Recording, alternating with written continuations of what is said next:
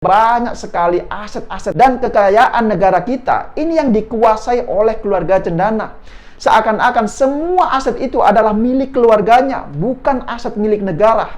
Inilah menurut saya yang membuat Presiden Jokowi semakin dibenci oleh sebagian kelompok ketika Jokowi berani menyita aset-aset dan kekayaan keluarga cendana satu persatu.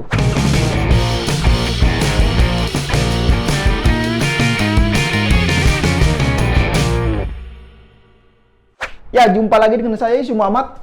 Rezim Jokowi memang terlalu nekat kalau menurut saya. Jokowi ini benar-benar tanpa beban. Urat takutnya ini sepertinya sudah mati. Lihat saja, semua bandit pengemplang uang rakyat dilibas satu persatu. Bukan kasus Jiwasraya dan Asabri saja yang merugikan negara hingga puluhan triliun itu dilibas. Tetapi kasus bantuan likuiditas Bank Indonesia atau BLBI ini juga dikejar terus sampai ke lubang semut. Coba bayangkan ya, dari keluarga cendana saja ada 3 orang yang telah ditagih sekaligus oleh Menteri Keuangan Sri Mulyani hutang mereka.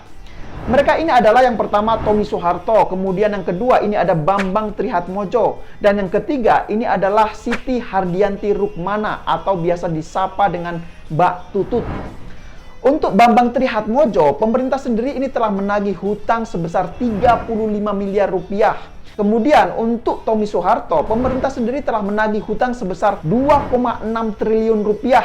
Dan untuk Mbak Tutut, pemerintah sendiri telah menagih hutang dengan rincian 191,61 miliar rupiah. Kemudian ditambah lagi 471,47 miliar rupiah. Ditambah lagi 6,51 juta dolar. Dan ditambah lagi sebesar 14,79 miliar rupiah. Jadi bisa dibayangkan ada triliunan uang negara yang diembat lewat BLBI oleh keluarga cendana. Dan itu sudah lebih dari 20 tahun belum dilunasi sampai sekarang. Bisa dibayangkan juga apa yang akan terjadi jika mereka, kerabat-kerabat mereka, atau tokoh yang didukung oleh mereka ini kemudian sampai berkuasa di negeri ini. Apakah hutang yang nilainya hingga triliunan rupiah itu akan dikembalikan kepada negara? Sepertinya saya sih tidak perlu menjawab pertanyaan itu. Karena tentu penonton di channel 2045 TV ini sudah tahu jawabannya seperti apa.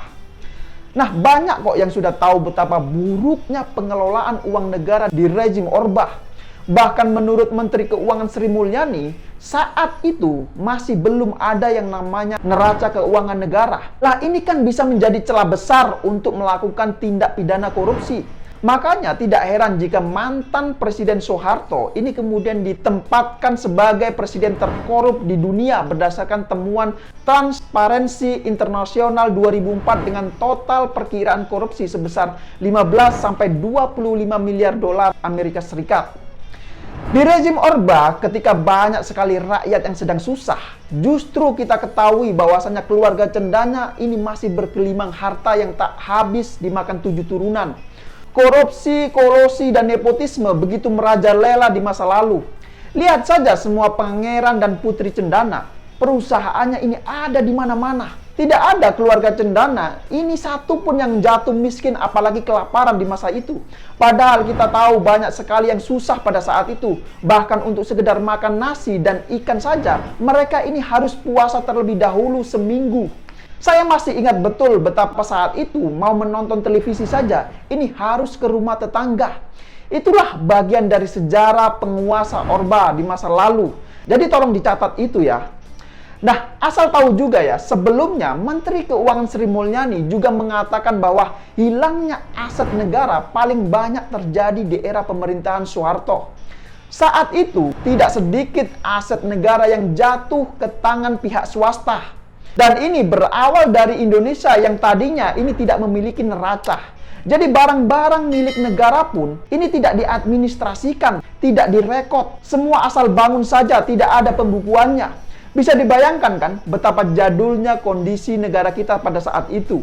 Jadi tidak heran jika banyak sekali aset-aset negara yang dikuasai oleh keluarga cendana seperti Taman Mini Indonesia Indah atau TMII. Kini pengelolaan TMII resmi telah diambil alih oleh negara setelah Presiden Jokowi menandatangani Peraturan Presiden Nomor 19 Tahun 2021. Sebelum diambil alih oleh negara, pengelolaan aset seluas hampir 150 hektar tersebut ini dikelola oleh Yayasan Harapan Kita, milik dari keluarga Cendana selama 44 tahun. Bayangkan, aset negara dikuasai oleh satu keluarga Cendana selama 44 tahun. Nah, kemudian ada juga Gedung Granadi dan villa di Megamendung. Keduanya juga telah disita oleh negara. Penyitaan itu bermula ketika pemerintah menyita aset Yayasan Super Semar pada tahun 2018. Kemudian pada tanggal 28 November 2019, Kejaksaan Agung juga telah berhasil menyita lebih dari 242 miliar dana yang bersumber dari Yayasan Super Semar milik dari keluarga Cendana. Uang sitaan tersebut ini sudah diselamatkan atau dimasukkan ke dalam kas negara.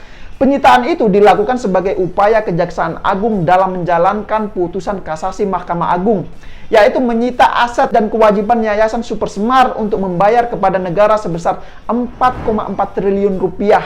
Coba bayangkan, uang negara dihutang hingga mencapai 4,4 triliun rupiah dan sampai sekarang ini belum dilunasi oleh mereka. Jadi sampai di sini sudah tahu kan bahwa ada banyak sekali aset-aset dan kekayaan negara kita ini yang dikuasai oleh keluarga Cendana. Seakan-akan semua aset itu adalah milik keluarganya, bukan aset milik negara. Inilah menurut saya yang membuat Presiden Jokowi semakin dibenci oleh sebagian kelompok ketika Jokowi berani menyita aset-aset dan kekayaan keluarga Cendana satu persatu.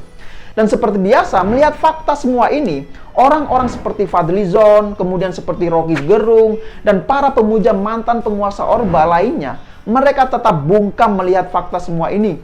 Termasuk preman-preman berjubah agama yang sering menggonggong di jalanan. Mereka semua tidak bersuara sedikit pun soal kasus hutang dana BLBI yang telah dinikmati oleh para penguasa dan para pangeran-pangeran serta putri-putri keluarga Cendana. Mereka lebih sibuk dengan hutang pemerintah saat ini yang digunakan untuk kepentingan rakyat. Mereka tidak sedikit pun meributkan hutang triliunan dari para penggemplang dana BLBI tersebut. Makanya ya, dari sini saya semakin yakin bahwa orang seperti Presiden Jokowi memang harus terus dijaga dan dikawal hingga masa akhir jabatannya. Jangan sampai ada yang merecoki, apalagi menggulingkan Presiden Jokowi di tengah jalan. Ini bukan hanya soal kekuasaan, tetapi memang ada kue besar yang harus diselamatkan. Supaya apa? Ya supaya mereka ini bisa terus menikmati kue-kue itu. Nah, itulah kenapa Presiden Jokowi terus direcoki dan dimusuhi hingga sampai saat ini. Tolong dicatat ya, para penggemplang dana BLBI itu tidak akan pernah satu frekuensi dengan pemerintahan saat ini. Mereka sebisa mungkin akan berupaya untuk melakukan manuver-manuver politik untuk menghambat pemerintahan saat ini, yaitu pemerintahan Presiden Jokowi. Nah, namun demikian, saya tetap mendukung jika ada yang ingin mengkritik Jokowi dan pemerintahannya saat ini. Ingat, kritik loh ya, bukan fitnah apalagi caci maki. Kalau kritik itu sudah jelas sangat dibutuhkan, karena menurut saya tidak ada satupun pemerintahan di dunia ini yang sempurna, termasuk pemerintahan Presiden Jokowi saat ini. Tapi sayangnya, yang sering terjadi bukannya kritik yang konstruktif dan solutif, tapi justru fitnah dan caci maki yang sering dilontarkan oleh para oposisi dan para pembenci. Mereka sepertinya tidak rela negara ini maju dan semakin membaik dari masa lalu. Nah, kalau boleh jujur ya, menurut saya, oposisi sekarang ini sama sekali tidak berkualitas. Bahkan untuk membedakan mana kritikan dan mana hinaan, ini saja mereka suka gagap dan kebingungan. Makanya tidak heran jika hinaan dan fitnah itu malah sering dianggap sebagai kritikan terhadap pemerintahan saat ini. Lah, ini kan jelas-jelas absurd kalau menurut saya. Tapi Tuhan Maha Adil dan kebenaran telah menemukan jalannya. Satu persatu para pembenci itu telah mendapatkan karmanya. Dan mereka sebenarnya ingin terus melakukan perlawanan terhadap pemerintahan saat ini. Tapi kepiawaian seorang Presiden Jokowi dalam memainkan catur-catur politiknya, ini membuat lawannya tidak berdaya. Coba perhatikan, satu persatu pentolan preman berjubah agama itu telah masuk penjara akibat dari kasus-kasusnya. Mulai dari Rizik Syihab, dan kemudian Munarman, dan lain-lain. Nah, jangan salah, seorang Munarman ini pentolan FPI yang memiliki peranan sangat penting. Dan sekarang, dia juga akan segera menjalani sidang di pengadilan atas kasus-kasusnya. Nah, jadi gimana? Apakah sampai di sini sudah paham semua? Ya, silakan berikan komentar di bawah. Ya, saya kira demikian opini singkat Okedum kali ini. Pesan saya, kawal terus pemerintahan saat ini. Jika memang ada yang kurang benar, mari kita kritik bersama. Yang paling penting, jangan pernah mundur untuk menghantam semua penggemplang dana BLBI yang triliunan rupiah itu. Ingat, semua itu adalah uang rakyat. Ya, saya pikir itu tidak lupa juga saya ingatkan, terus jaga NKRI.